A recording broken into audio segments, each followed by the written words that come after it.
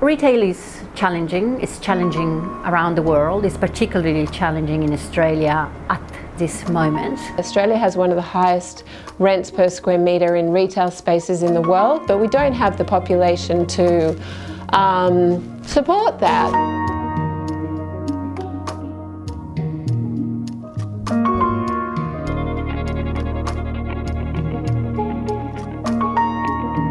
A lot of the models are being challenged, whether it's like the retail versus online model.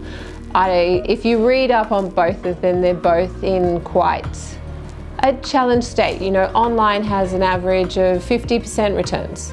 There's a premise around like, you know, zero charges around delivery fees. So the amount of, you know, when you start thinking about waste and expenses and fuel and everything that everyone is using to have the ability to try it all on in their own living room and then possibly return it all the next day. And to get people into a store in bricks and mortar, what you have to do to service them is, you know, it is a much higher level. Consumers around the world increasingly used to buying very cheap clothes that do not necessarily last very long. They look fashionable at the moment. Amongst all of that noise, people are looking for